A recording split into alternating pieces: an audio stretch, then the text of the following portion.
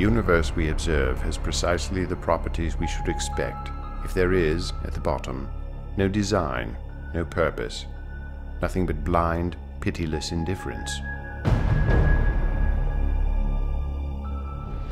I don't know, I'm pretty satisfied with the explanation of the evolutionists. Yes, I do believe we are descended from animals. Evolution is obvious. Man was not created in God's image. God was created in man's image in order to address those things about which we were ignorant. I think part of the grand joke of it all is that, you know, before there was feet, there was flippers. Before there was lungs, there was gills. And, you know, it's all part of that process that got us where we are today, gridlocked and angry.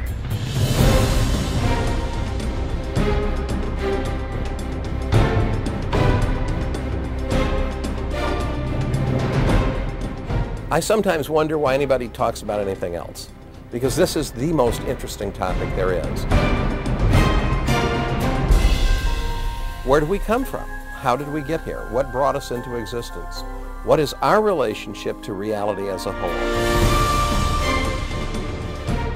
You look at the incredible diversity and complexity of life, and inevitably the question arises, what brought all this into existence? Was it simply chance and necessity, undirected natural forces? Or is there something else going on? Is there a purpose, a plan, a design due to an intelligent cause?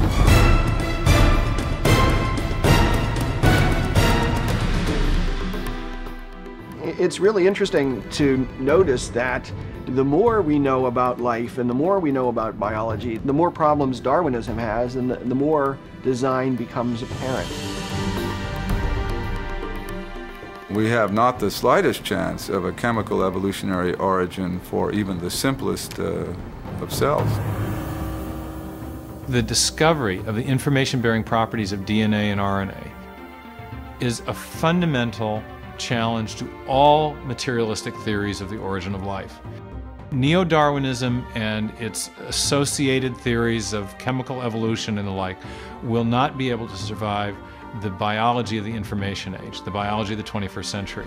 When I look at the evidence objectively, without ruling out the possibility of design, design just leaps up as the most likely explanation. And that's why I believe that it's true. We can't explain these systems by natural law. And if we're searching for truth, and they are in fact designed, if we have to be design engineers to understand them, then I say, what's the problem? You know, you go where the data leads you. And the implications, yeah, they have profound metaphysical implications, but so be it.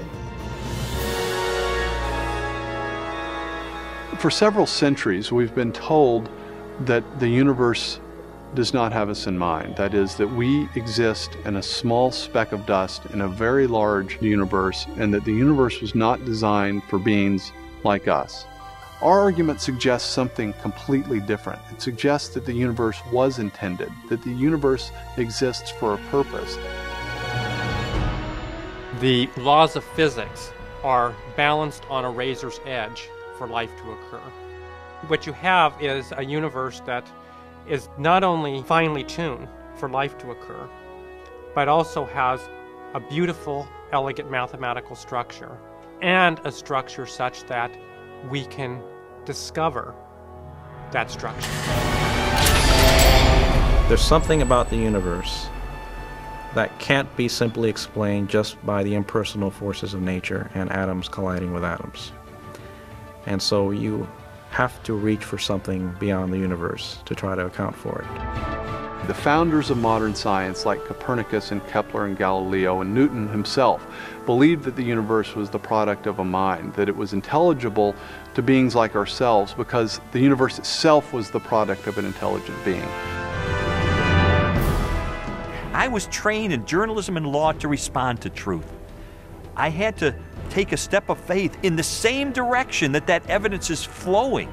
You don't have to commit intellectual suicide to come to the conclusion that there is an intelligent designer. Because today, science is pointing more directly and more powerfully toward a creator than any other time in the history of the world.